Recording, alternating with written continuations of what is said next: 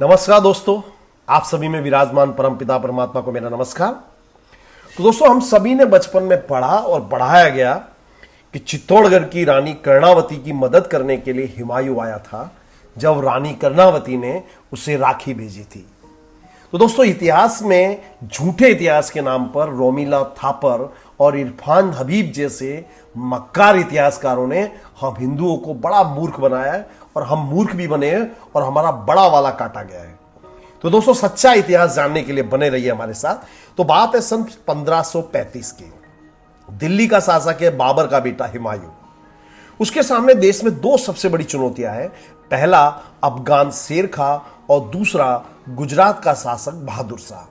पर 3 वर्ष पूर्व सन 1532 में चुनार दुर्ग पर घेरा डालने के समय शेर खां ने हुमायूं पर आधिपत्य स्वीकार कर लिया है और अपने बेटे को एक सेना के साथ उसकी सेवा में दे चुका है। अफीम का नशेड़ी हुमायूं शेर खां की ओर से निश्चिंत है। हाँ, पश्चिम में बहादुर शाह का बढ़ता दबाव उसे कभी कभी विचलित कर देता है। हुमायूं के व्यक्तित्व का सबसे बड़ा दोष है कि वो घोर नशेड़ी है।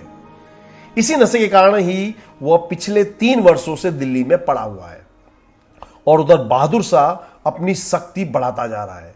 वह मालवा को जीत चुका है और मेवाड़ भी उसके अधीन है। पर अब दरबारी, अमीर, सामंत, उलेमा हुमायूं को चैन से बैठने नहीं दे रहे। बहादुर शाह की बढ़ती शक्ति से सब भयभीत है। आखिर हुमायूं उठता है और मालवा की ओर बढ़ता है। इस समय बहादुर शाह चित्तौड़गढ़ दुर्ग पर घेरा डाले हुए हैं।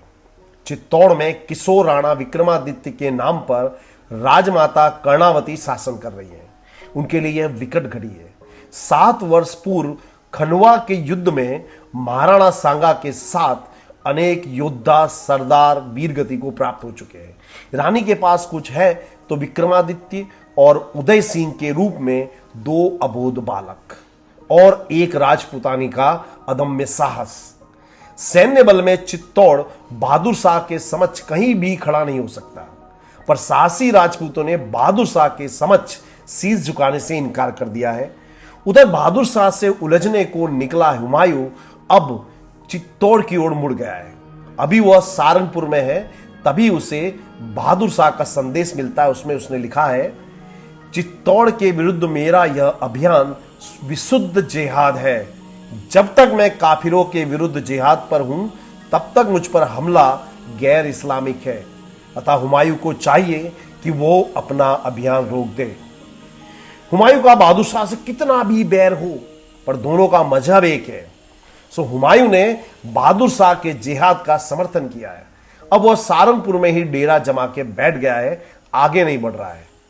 इधर चित्तौड़ राजमाता के ने कुछ राजपूत नरेशों से सहायता मांगी है। पड़ोसी राजपूत नरेश सहायता के लिए आगे आए हैं, पर वे जानते हैं कि बहादुर शाह को हराना अब संभव नहीं है, पराजय निश्चित है। सो सबसे आवश्यक है चित्तौड़ के भविष्य को सुरक्षित करना। और इसीलिए रात के अंधेरे में बालक युवराज उदय सिंह को पन्नाधाय के साथ गुप्त मार्ग से निकालकर बूंदी पहुंचा दिया जाता है। अब राजपूतों के पास एकमात्र विकल्प है, वह युद्ध जो पूरे विश्व में केवल राजपूती करते हैं, साका और जौहर। 8 मार्च 1535 राजपूतों ने अपना अद्भुत जौहर दिखाने की ठान ली है। सूर्योदय के साथ किले का द्वार खुलता है। पूरी राजपूत सेना माथे पर केसरिया पगड़ी बांधे निकली है। आज सूर्य भी रुककर उनका शौर्य देखना चाहता है। आज हवाएं इन अतुल्य स्वाभिमानी योद्धाओं के चरण छूना चाहती है।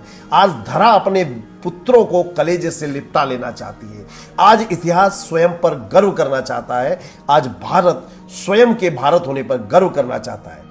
इधर मृत्यु का आलिंगन करने से पहले निकले वीर राजपूत बहादुर शाह की सेना पर विद्युत गति से तलवार भांज रहे हैं और उधर किले के अंदर महारानी कर्णावती के पीछे असंख्य देवियां मुंह में गंगा जल और तुलसी पत्र लिए अग्निकुंड में समा रही हैं। यह जौहर है, वह जौहर जो केवल राजपूत देवियां जानती है, वह जौहर जिसके कारण भारत अब भी भारत है।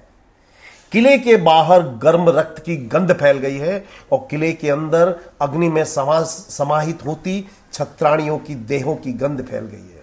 पूरा वायुमंडल बसा उठा है और घृणा से नाक सिकोड़कर खड़ी प्रकृति जैसे चीख रही है। भारत की आने वाली पीढ़ियों, इस दिन को याद रखना, और याद रखना इस गंध को, जीवित जलती अपनी माताओं की देह की गंध जब तक तुम्हें याद रहेगी तुम्हारी सभ्यता जिएगी। जिस दिन यह गंध भूल जाओगे तुम्हें फारस होने में 10 वर्ष भी नहीं लगेंगे। 2 घंटे तक चले युद्ध में स्वयं से 4 गुने शत्रुओं को मारकर राजपूतों ने वीरगति पाली है, और अंदर किले में असंख्य देवियों ने अपनी राख से भारत के मस्तक पर स्वाभिमान का टीका लगाया है। युद्ध समाप्त हो चुका है। राजपूतों ने अपनी सभ्यता दिखा दी है, अब बहादुर शाह अपनी सभ्यता दिखाएगा। अगले 3 दिन तक बहादुर शाह की सेना चित्तौड़ दुर्ग को लूटती रही। किले के अंदर असैनिक कार्य करने वाले लुहार, कुम्हार, पशुपालक, व्यवसायी इत्यादि पकड़ पकड़ कर काटे जा रहे हैं। उनकी स्त्रियों को लूटा गया, उनके बच्चों को भाले की नोक पर टांग कर खेला खेला गया, चित्तौड़ को तहस नहस कर दिया गया।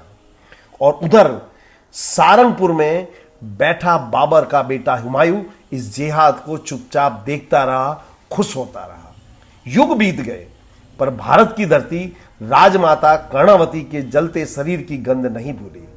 फिर कुछ गद्दारों ने इस गंध को भुलाने के लिए कथा गढ़ी।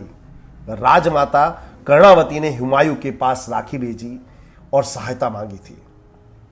अपने स्वाभिमान की रक्षा के लिए मुंह में तुलसी दल लेकर अग्निकुंड में उतरने वाली देवियां अपने पति के हत्यारे के बेटे से सहायता नहीं मांगती। पार्थ, राखी की इस झूठी कथा से षड्यंत्र में कभी शामिल मत होना। दोस्तों, ये जो इस तरह का झूठा इतिहास हमको पढ़ा करके हमको मूर्ख बनाया गया है, लेकिन अब वक्त आ गया है हम जागें, सत्य को जानें, सत्य को पहचानें, सत्य को स्वीकार करें। जय हिंद, जय भारत, जय श्री कृष्ण।